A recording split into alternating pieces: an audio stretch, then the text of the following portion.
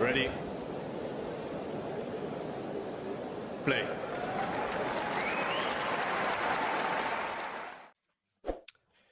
Good afternoon, good morning, good evening, whatever time it is in the world, wherever you are tuning in from. I'm really pleased that this match between Alexander Zverev and Artur Fils has made our final five, not least because I was there. So I got to savor all the ups, downs, and sideways and emotional moments, which there were plenty from this match, but also because I actually remember WhatsApping my guest today, Mario, a few times during the match, just sharing our thoughts. And we're going to do so again some 5 months later, where my memory was a little bit hazy, but I've just been through the match once again. And hopefully, with a bit more clarity, I will be able to share it with you. Mario, how are you doing on this chilly-ish December morning? Well, chilly for me in northern Germany, not far from Hamburg, where it will be super cold. I don't know how it is for you. Uh, it's quite cold for being here. We're under 10 degrees, which Ooh, is, yeah. quite cold temperature for where I live. It's not usual. We have many days, even in January and December, where we are above 10, 12 degrees. So If it's it's quite cold, let's say. if it's 8 or 9 degrees, and let's think about our US or North American audience, what is that in Fahrenheit? I have no idea. Oh, Mario, I homework. don't know. Next time we'll get some sort of, Okay, for oh, the Swiatek Sabalenka match, I will give you oh, this yes, because you're going information. to do Swiatek Sabalenka. All right, listen, people are here to talk about tennis or listen about tennis rather than weather. So we'll get down to it. It was obviously a much warmer day in Hamburg, although I remember it wasn't super, super warm. It was just sort of a coolish summer afternoon, and then it became Here summer. was super, super, super hot. Okay, yeah. I mean, Hamburg can. I lived in Hamburg for a year, and it can have some really good summer days. Winter, pretty much the opposite. But this particular summer's day was a little cloudy. I think it rained a bit during the week. In fact, let's get to the week itself and maybe even pre-tournament. Zverev, of course, was coming off Wimbledon, where he picked up what seemed to be a pretty bad knee injury, which for me put his Olympics in doubt. But in the end, he plays Hamburg and the Olympics, right? Yeah, I actually think that as good as Fritz has been his matches against Zverev, that one has probably been a little bit, you know, um, also, mm, the knee injury has been a factor in that Wimbledon match they played. I Got it. feel like there in these particular conditions, Zverev could have won in another day. And I think this also, played a role, of course, in his Olympic preparation, a little bit in his summer. Then we also knew that he was, fighting a little bit against some form of pneumonia as well. Yeah, And so, at the end of the day, we can still judge positively, what he did in that summer because of all the circumstances. But probably his overall level dipped a little bit compared to what we saw in Rome, French Open, which was some sort of amazing moment for him in the season. But yeah, I mean, he still, since we are here, commenting, talking about this match, still, was able to produce some classics, of course, with the big help of Arthur Fields. absolutely. Just talking about Zverev's Hamburg tournament, I did feel a couple of things. First of all, I still think in this final, even if it was just 0.5%, not quite 100% fit, that may have been the difference because this was extremely fine margins. If Zverev wins one more point, and we're going to come to a pretty crazy stat at some point, if Zverev wins one more point in this match, probably he wins it in a way if it comes on one of the crucial moments that we're going to come to in a minute. But one thing I will say is Zverev, if he was 98, 99%, 99.5% going into the final or during this final, I felt that during the tournament, he was probably building. So I remember his match against Gaston, 3 sets, 7-5. Again, probably Gaston you wouldn't think would cause Zverev too much trouble, but he was the guy who posed most questions to Zverev en route. And bearing in mind, Zverev's route, I think, was a little tricky. De Jong, Zhang, and Martinez were all dispatched in straight sets, but it was Gaston who pushed him most. But by the time he played Martinez, he was very much sort of almost back to normal Zverev. Yeah, I think it's also some sort of matchup issue. Martinez is probably more a player who gets him into rhythm.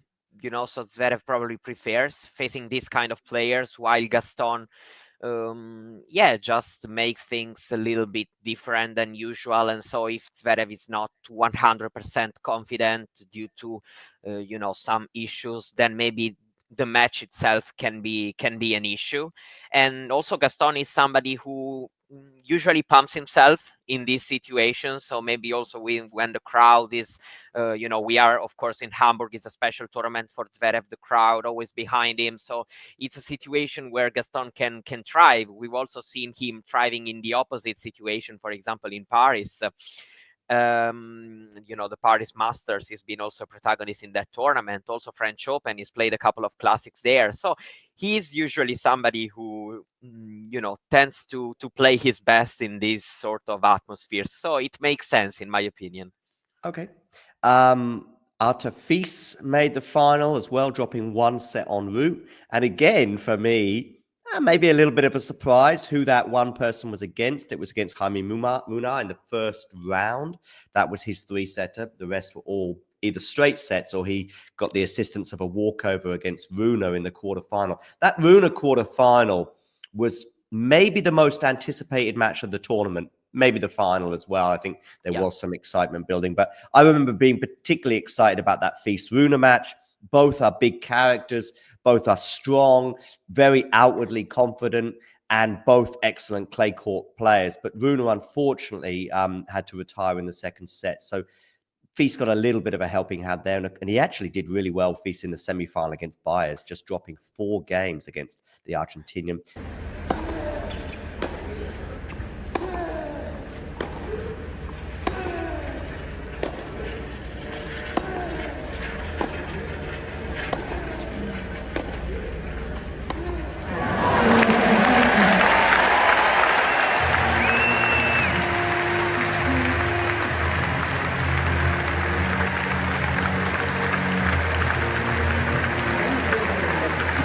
Argentinian was actually even seeded and ranked higher than him, and obviously had a pretty good golden swing earlier on in the year.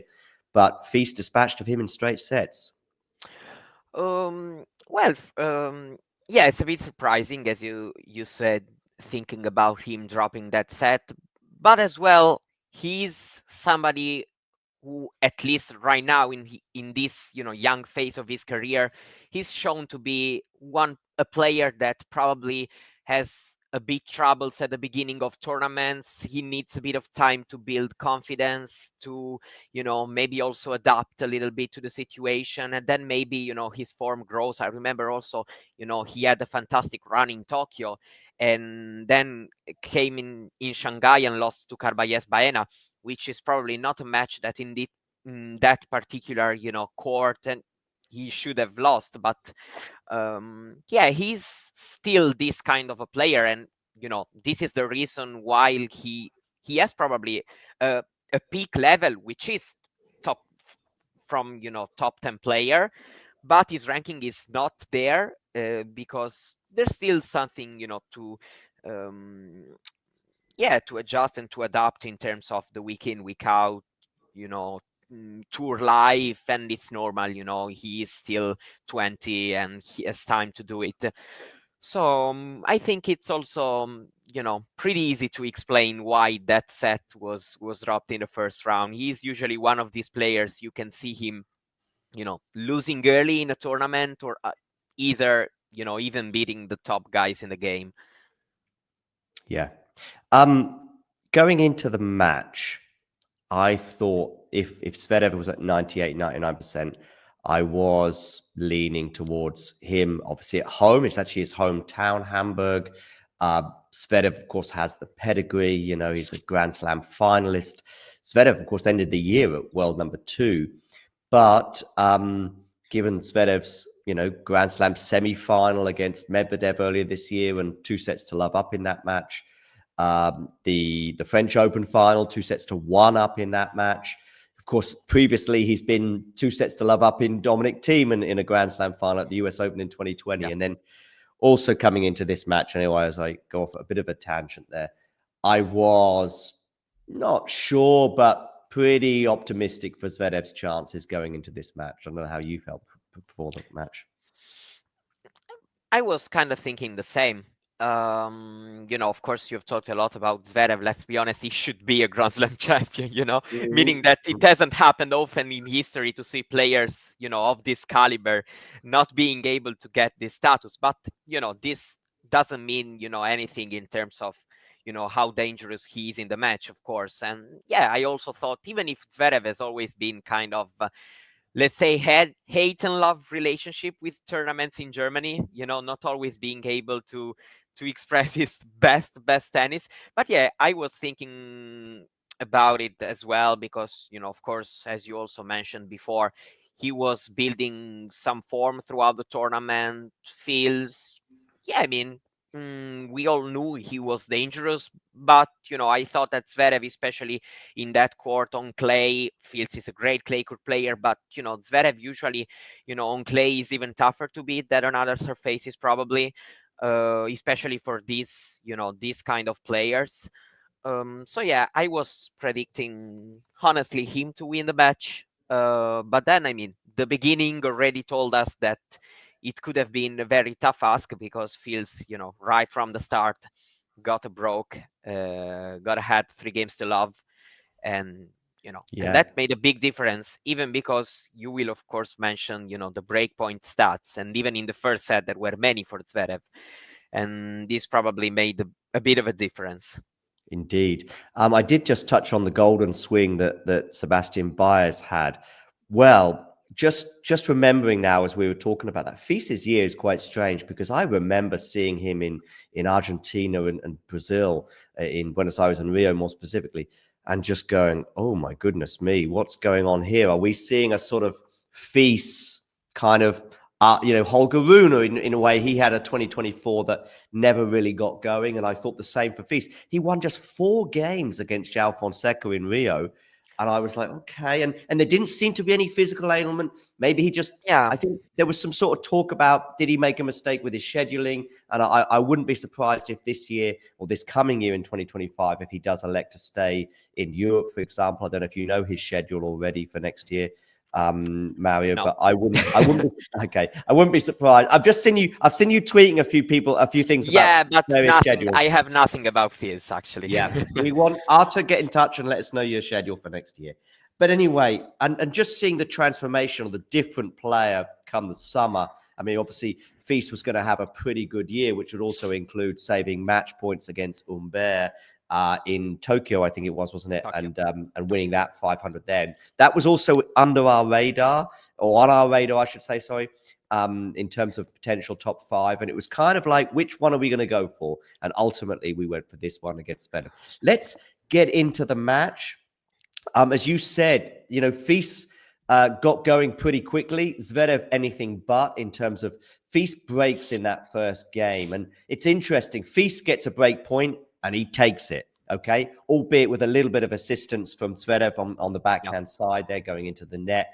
Zverev not getting his range very well there. And that was the same on the set point, albeit on Feast's serve. Another backhand error from Zverev going into the net. I actually felt on those 2 shots in particular, but even some other moments, I thought Zverev wasn't quite, bearing in mind he's in Hamburg, bearing in mind he's got obviously the crowd with him, he wasn't quite dialed in, especially on the break points in the first set. But even when he was facing set point or facing a break point, he sort of was a little bit, tame, a little, not quite like realizing the moment, probably thinking I'm going to get dozens of more chances. And he did. But in the end, he would live to regret those chances, I think. I thought a lot about this because, with Zverev, there's a big narrative about, his mental toughness, his ability to capitalize these chances. I think for this match, you know, this factor probably plays a bit of a role, but I also think there's a bit more.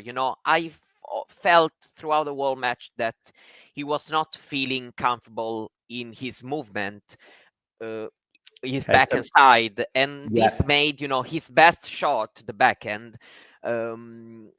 play worse than usual.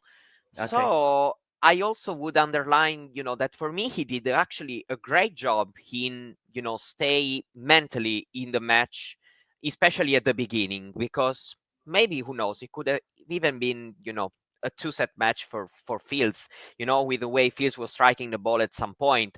But for me, Zverev actually in the first, let's say, it lasted 3 hours and a half. For the first 2 hours and a half, he did a great job mentally to stay in the match, because I felt like this movement thing played a big role tactically. Zverev didn't have the edge on that cross-court backhand exchanges like he usually has, and I felt the movement played a big role in that. For the rest, I think so. He still has been, very good in resetting after not converting many of the chances that he got. Do you want to? We can say the stat now. Go on, go on. You Yeah, tell us the stat. he converted 1 out of 22 break points, and especially in the first set, actually, because I checked, it was pretty bad because he converted 0 out of 9. And and this was big in a set that in the end was decided by Fields converting his first break point of the match in the second game. Yeah. So well, I think for sure, that first set, even if it hasn't handed in a tiebreak, has the third, it's still been a set which could have handed either way. And uh, of course, Fields has shown this year to be very big in big moments. Also in the Tokyo round that you mentioned, still wanted to do what it feels like to do in in the crucial points of the match, and this has helped him to get his wins. Maybe also led him to few avoidable losses, who knows, because maybe at times you also have to understand a little bit if you are in the right moment or not to strike your shots and everything. But still, it has led him to win two pretty big titles, because there are not many players who have been able to win two tournaments above 250 level. Actually, only Zverev, Alcaraz, and Sinner Oh, have wow. done it this Good year. company. Good company. So the top three players of the ATP ranking, and then there's Fields, who won two 500 events. So yeah, it's been for sure for me. That backhand um, exchanges have played big role in determining this match to be extremely close, and eventually going Fields way, even if of course Zverev was very very close to win, meaning that also because we will get on a lot of the crucial chances that he had, because in the first set the number is pretty bad, but it's still the opening set, so all these break point don't weigh as much as probably others that he had during the Yeah. match. I mean, also 0 from 9. I think you were saying just before we started recording that Djokovic went 0 from 15 against Fritz, albeit he ends up breaking a few times. And so the stat doesn't look quite so bizarre. That match, obviously, in Australia at the beginning of the year. Yeah, it was the first couple of sets against Yeah. him. Yeah. Well, I mean, The thing it is, doesn't. Yeah, it can happen, but I don't know. You sort of still feel that eventually it's just I'm going to probably if it's 0 from 9 in the first set, I feel a lot better in a way, whether I'm playing or watching or whatever. If it's 0 from 9, that's better than 0 from 0 as well in a way. It's still like for I'm sure. creating. For sure, that's for sure. If I am a tennis player, I know that it hurts. It hurts losing when you have chances. Yeah, But of course, I prefer losing this way than 6-love, 6-love. yeah, yeah, So even if I had many chances and I lose, it hurts. But at least I played my match. So maybe it enters your mind a little bit. not maybe, for sure. You know, watching the match, I start thinking that way. Sooner or later he will break. Because I'm like, I don't know, if he creates 22 break points, sooner or later, even not him, Fields will strike a forehand into the net. And Right, and yeah. this and this hasn't happened. I mean, Zverev got a break, which has been important in the second set to The make him one, prolong sorry, the just want to match. say something, Mario. The one, so he breaks once in the entire match Yeah, and converts 1 out of 22, as you said. But even that one was an utter feast forehand, which, was within centimeters or maybe even millimeters of being a winner. It could have been 22 out of 22. that's right. But at the same time, you know, Yeah. when Fields risks so much, probably it's also right that once he Yeah. misses the shot, Yeah. because if not, maybe it's not even that fair. Actually, like when you play, I don't know, senior at the ATP finals, you feel like no, there's no way, I so think it can happen. I think the Tell me. movement from Zverev, and I know you mentioned this before, but I just want to mention it again before we get away from the first set, especially. Um, those two backhand errors that I touched upon earlier that cost Zverev both his serve Yeah, in his first service game and then ultimately they were quite uncharacteristic from yeah, Zverev. They were neutral positions. They didn't get over the net. They were from pretty comfortable sort of, it's almost as if he's just practicing. It's almost like he's just yeah. warming up. And yeah, maybe there was just a slight knee problem that was still bothering him. And maybe it got better through the match, like I said, it did through the tournament as well. But yeah, I think maybe I was being kind or being exaggerating by saying he was 99%. Maybe it was 95 or 90, or yeah, he just those two shots in particular. I think he probably makes one or both of them on a normal day. Let's say that I think Zverev is a player who needs confidence. So, to play well, probably among the top players, he's the one who needs confidence the most. And mm, I don't think he was, probably it was not hurting the knee, but he was not comfortable moving. He was not confident in, moving freely, in trying to get, that step more, trying to be more comfortable on the ball. I think it's pretty clear because it's not the backhand. He's the shot that breaks down when he's not feeling, good. He's under pressure. Usually, he's on the other side. So, the fact of being the backhand uh, puts me more, the side on, on the movement side rather than the mental one. Probably the mental came right after, not being comfortable moving, and then I'm also mentally a little bit blocked, especially at the beginning of the match. Then maybe, of course, also adrenaline when I play 2 hours, 2 hours and a half, 3 hours, and I'm very close to winning, then I tend to forget a little bit. Yeah, Indeed, it became better, as the match went on, as you said. yeah, So I think he probably started this match, with something in his head about, a bit of pain and everything. I remember him having also a medical timeout during the week, yeah. having some issues. So probably this has made some difference in him not being able to step on the court and play, like nothing had happened. And I mean, it's a bit understandable. Um, Often we think of in casual terms with an injury that rest is the best cure and just chill and then eventually the problem will time will heal itself. But actually, there's some injuries that actually improve with exercise. So as you said, or as I said, or we both said at the beginning, maybe it was hampering more than once he starts to move and feel the match a lot better. One more thing I want to mention is Yeah. we were talking about Artifice and that incredible run he had in Tokyo and this incredible final here, and the seizing the moment and the occasion and the big points. Maybe Arthur feels the moment. Yeah. Feel. Okay, Yeah. never ever tell that joke ever again. Comments below, and feel free to unsubscribe as a result of that bad joke. Okay, listen, let's get back to the match. Midway through the second set is that break that Zverev, the one and only break he gets after the forehand just goes wide after the umpire checking it. He goes up 4-2 and ends up Zverev sealing that second set. So we're at 1 set all. One thing I quite like about this match as well is it reminds me of some of those sort of European spring Champions League nights when they begin sort of 8, 9 o'clock, depending on which country you're in, and it's still light. And you're just watching the match and you're just so encapsulated with it. And then at one point, maybe even the end of the match, you're like, oh, it's dark. It's night. You know what I mean?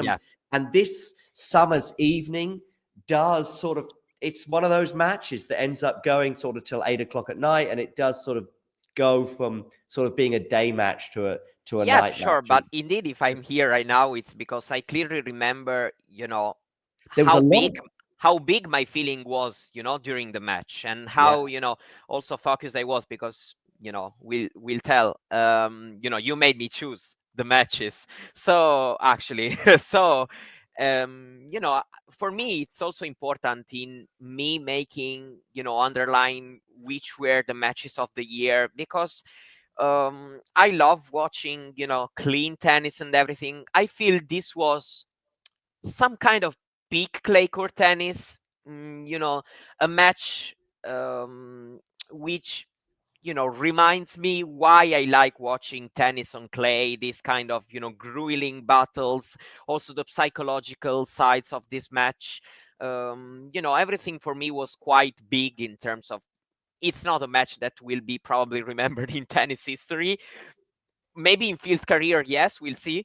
But, I remember it very, very clearly, how, pumped I was during the match. Some points, the feeling, the tension was very, very big. And for me, this played a big, big role. For those tuning in going, well, I remember a few Hamburg evenings in July that was sort of 7, 8 o'clock, pretty bright sunshine. Well, this particular day, one thing I remember having also been there was the roof was closed, I think, for at least maybe the latter stages of the match, because the rain came down. And I remember just the 200 meters, 100 meters from the court or from the stadium to the metro station was just like, you're going to have to run this as fast as you possibly can. And I had my suitcases with me. I remember that day. So it was a bit of a dash. And even that 100 meters, you still get very wet because the rain came down pretty hard, as it did on a few occasions that week. And so as a result, the roof was closed, the floodlights were on. It felt like night just because of the sheer rain and how cloudy it was. Pumped, though, I like that word because we use it from time to time in tennis. Well, Artur Fils in particular was pumped on occasion. Zverev, of course, had the backing of the crowd, which sort of motivated Artur even more. I'm sure it motivated Zverev at times in that third set in particular. And we had some interesting moments. Another break point, which feels like a mini match point for Zverev at 5-all, because 5-all, 30-40, I don't know which number break point this was for Zverev, but I would imagine it was the last one, is it? So it's break point number 22, 5-all, and Fils elects to do an underarm serve, which is almost perfect. As it turns out, it lands just out. Zverev is shaking his head, getting the umpire to come and check it. The umpire checks it and does call it out. But Zverev is very annoyed at this move from Artur Fils. And Artur Fils then puts a second serve in. That lands in. And Fils saves another break point to get to deuce and ultimately wins the game. But that's sort of maybe for a lot of casual fans, maybe people in the stadium as well, that's almost the moment that they will remember most from this match. Well, yeah, was a pretty big moment indeed. The atmosphere got tense. Also, had a changeover.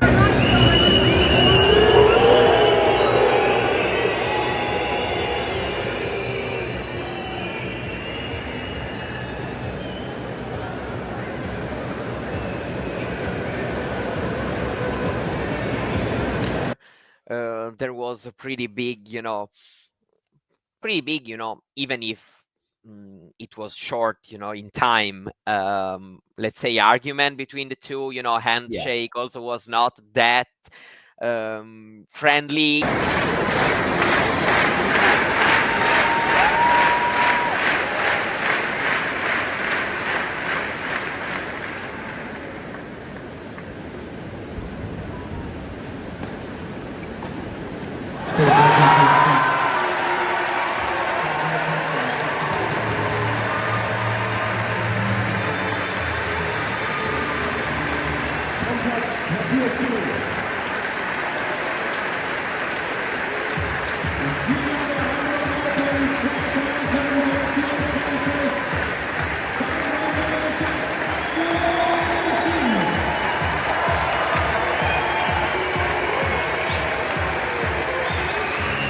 Even if then, the prize ceremony, the trophy presentation moment was fine, the two were seemed, having already forgotten what happened. It also tells you a lot, also how maybe on social media and everything, people tend to take these on-court moments a little bit too seriously.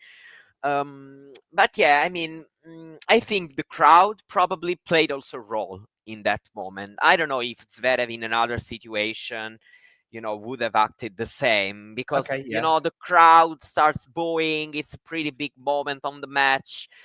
I have nothing against the underarm when it's made, in a particular moment of a match, when it's, I want to win the point this way.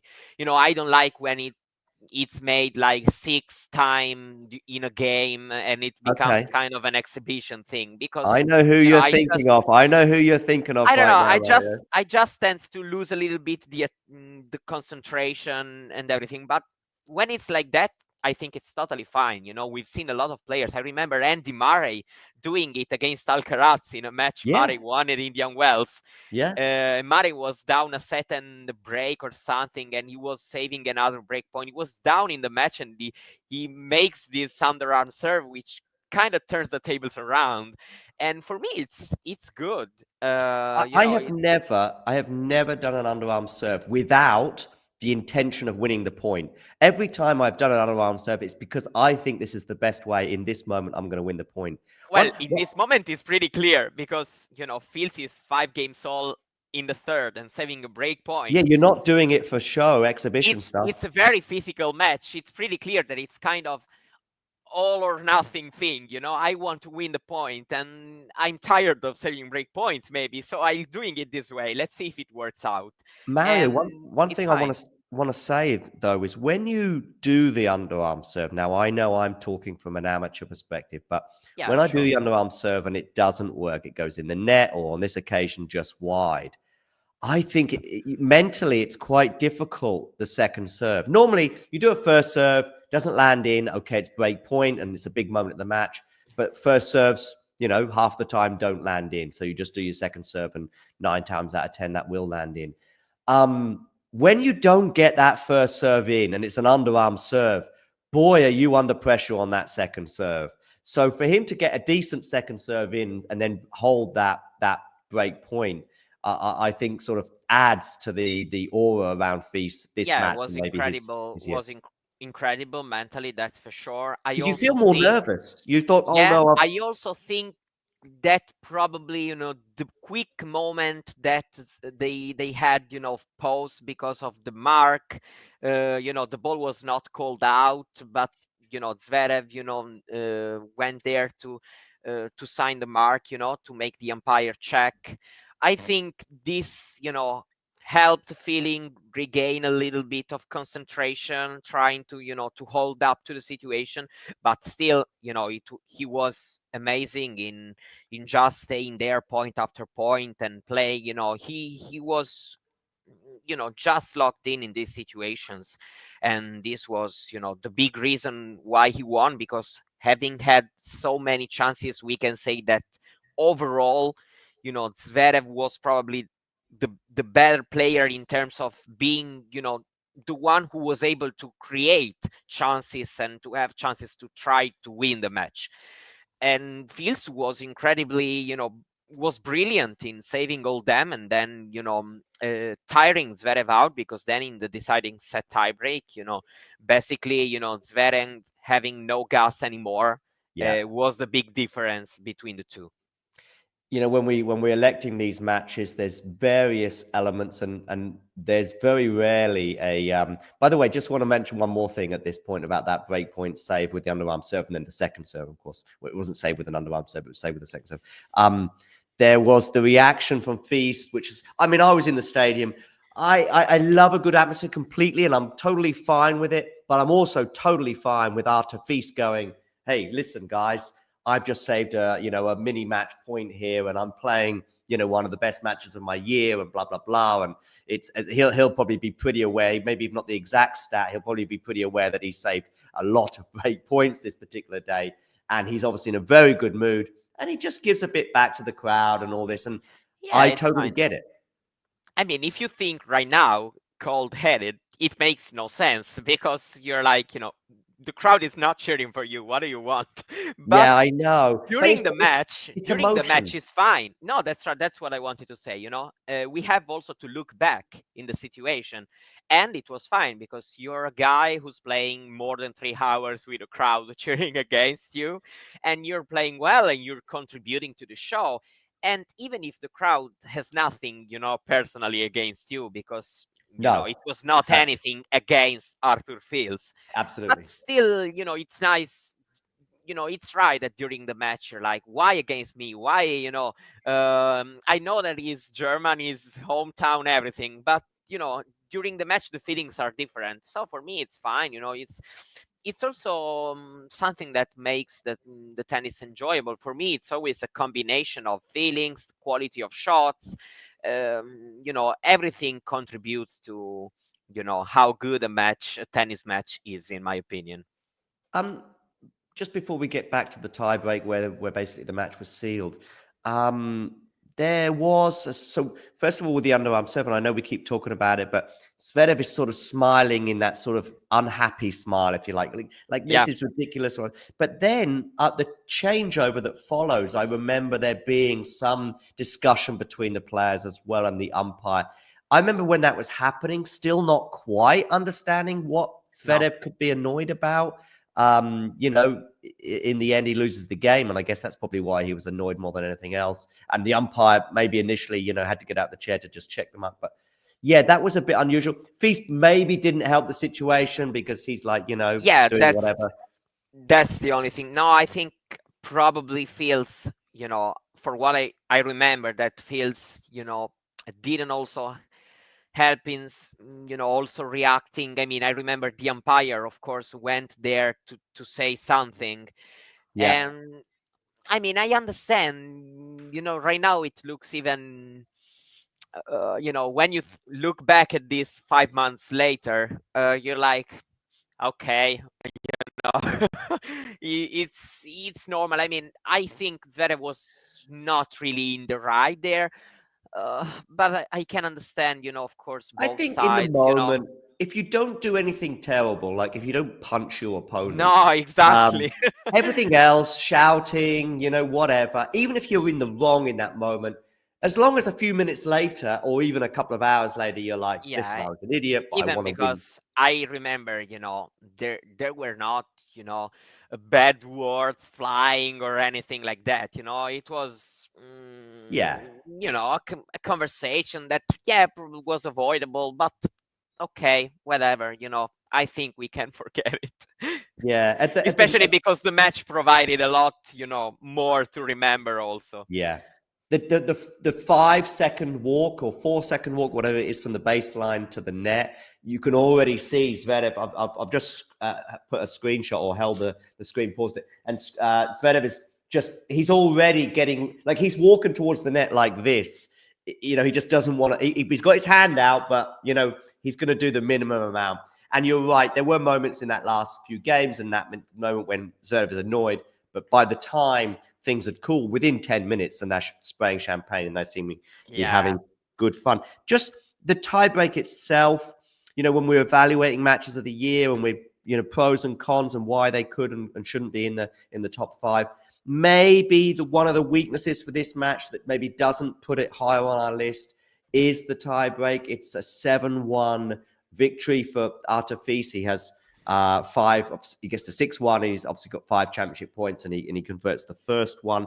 Also, there was some good tennis from Artefis, no doubt, in that tiebreak. But on the first of his 5 match points or championship points, Zverev returned into the net. Again, it was almost like Zverev just had nothing else to give, as you mentioned. And so maybe that just brings it down to number 4 in our list. Yeah, I mean, for sure, the tiebreak, was not in itself a masterpiece, but it's also, yeah, of course, the physicality of the match. For me, it doesn't all get ruined just because the deciding set tiebreak hasn't been as memorable as ever. Because in the end, I feel like the whole match has been, quite memorable in itself. And I don't know, when I thought about matches of the year, it came into my mind actually, because I remember, myself watching. I remember me really, mm, not being able to stop watching the match for a second throughout the 3 hours and a half. And for me, that's all what it's about, actually, because yeah, of course, there is always a match that has some moments of pathos and everything, but it's not easy to stay there for such long time, really, interested in what's happening with the dubs of who's going to win. And for me, this played, of course, yeah, a big role. And also I feel like, it's nice also to remember about, a match who's been different from the ones we've watched, by the end of the year, because, also having due also to some obvious recent CBAs, in mind, a lot of these matches we've seen lately on the fast courts, indoors, everything pretty quickly. I think this match is also a good, let's say, manifest for another kind of tennis where physicality and the long grueling rallies have and play a big role in this. So for me, um, yeah, the tiebreak was decided by Zverev having nothing left in the tank, but yeah, it's forgivable after such a long time. Just looking at our 10 matches, so across the WTA and ATP tour, 7 of them finish on a deciding set or third set or fifth set tiebreak. Or I think that was the third set. But yeah, so 7 of our 10 go the absolute distance, and that, propels a lot of matches, of course, into this conversation. And this is one of them.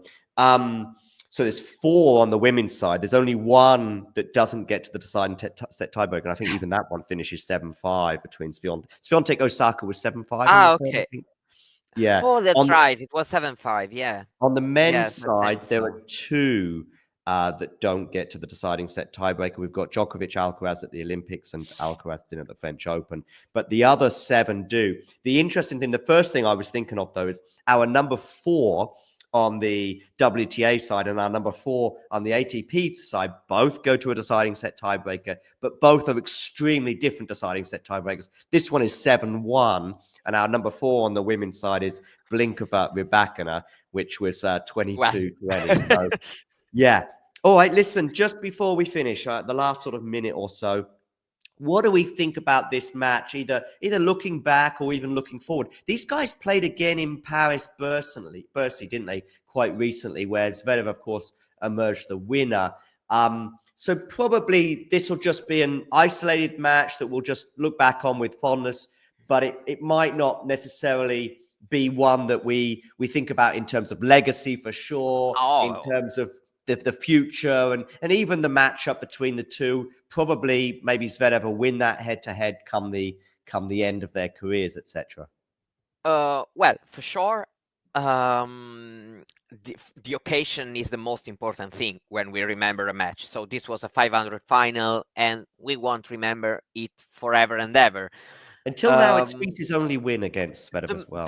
The matchup, I feel like it's still, proven to be tough for both the guys because they played in Halle, they played in the Paris Masters this year, and Zverev won in those two cases, but both times in 3 sets. So, it's always been close matches, regardless of, whether Fils or Zverev won. So it's been a pretty good rivalry actually of the 2024 season, because they played on all surfaces. They always played, close and good matches, I feel like, because even Halle and Paris-Bercy were were great matches. Paris, one of the best week of Zverev's season, and Fils is still able to to cause him big troubles. So well, I feel like it can be a good rivalry also for the future, because I wanted also to close this stream talking about the expectations, what's next, because it's of course the end of the season, but also the start of the new one. And while Zverev, we know where he is and where he belongs, because he's proven it throughout his long career, let's say, because now he's about to turn 28, I think. With Fils, I feel like these matches puts him on on pressure, under pressure, for next year, because we are expecting him at least to close on the gap I between feel like there's himself some and the top 10. I have some Holger Rune feelings, that we're now waiting. Holger Rune's 2023 maybe, or 2022, 2023. I know he's won a couple of thousands, so that's obviously another step that Fils needs to take. But yeah, that's probably the step that maybe he needs to take, which is pressure. I mean, I feel like regardless of what's been their career so far, which has been different, still they are quite in a similar situation, because they are two players, young, 2021, who showed, great talent, great capabilities. They can cause trouble to the top players. Rune hasn't really done it this year, but both are players who we know they can play, let's say, top 10 tennis.